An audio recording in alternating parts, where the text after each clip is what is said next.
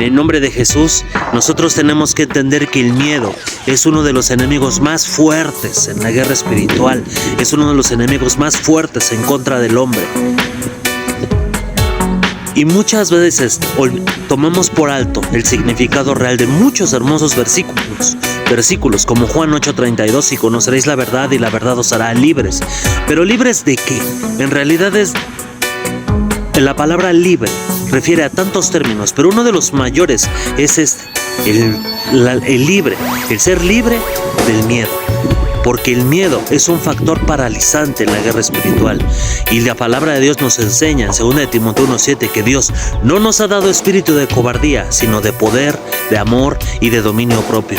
Por eso es importante que tú y que yo, al hacer guerra espiritual, al reconocer la poderosa presencia del Señor Jesús, tenemos que renunciar al miedo, quebrantar ligaduras que hayan establecidos en nuestras vidas por causa del pecado.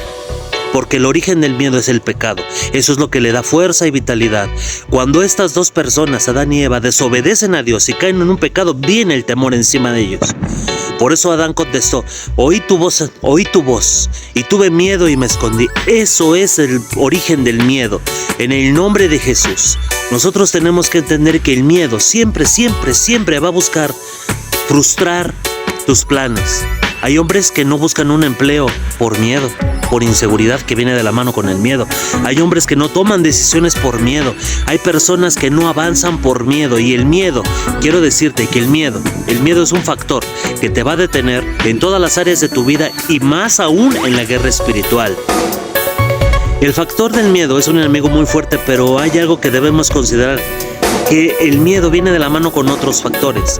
Y un miedo que todos los humanos han tenido es el miedo a la muerte. Porque en Génesis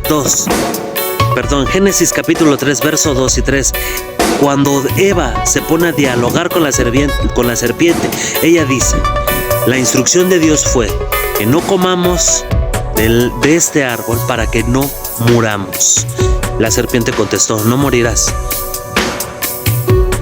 De allí viene el origen del temor al miedo a la muerte.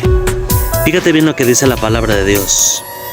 Así que por cuanto los hijos participaron de carne y sangre, él también participó de lo mismo, para destruir por medio de la muerte al que tenía el imperio de la muerte, esto es, al diablo.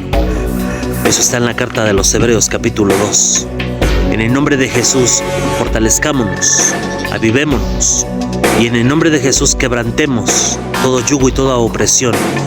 En el nombre de Jesús, no importa que sean las 3, las 4, las 5 de la madrugada, no importa que el diablo grite, aúlle, vocifere, no importa que las brujas vengan, que los demonios se manifiesten, no importa, porque en el nombre de Jesús la palabra de Dios dice en Lucas 10:19: he aquí os doy potestad, he aquí Él te ha dado autoridad. Ese es el significado de la palabra potestad. Él te dio autoridad para pisar y hollar serpientes y escorpiones, y dice allí: y sobre toda la fuerza del enemigo, y nada te ha de dañar. En el nombre de Jesús, sin temor y sin miedo, firmes y dignos en la presencia del Señor, porque la guerra espiritual, en el nombre de Jesús, no es algo que realices tú, porque en el libro de Zacarías el Señor dice que no es con espada ni con ejército, sino con su Santo Espíritu. En el nombre de Jesús, Dios hará. Él es el Rey de los Reyes, el Señor de los Señores, Alfa y Omega, principio y final, el que es, el que era y el que ha de venir. Poderoso sea el nombre de Yahweh.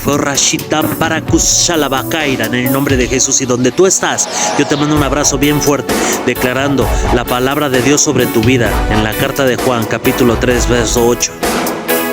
Primera de Juan 3, 8 y 9. Para esto apareció el Hijo de Dios, para deshacer las obras del diablo, en el nombre de Jesús.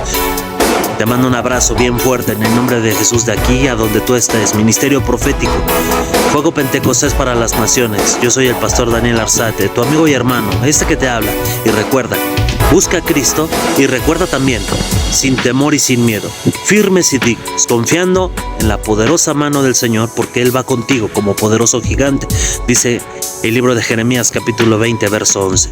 En el nombre de Jesús, Dios te bendiga, fortalécete en el Señor y Él hará. En el nombre de Jesús, bendiciones.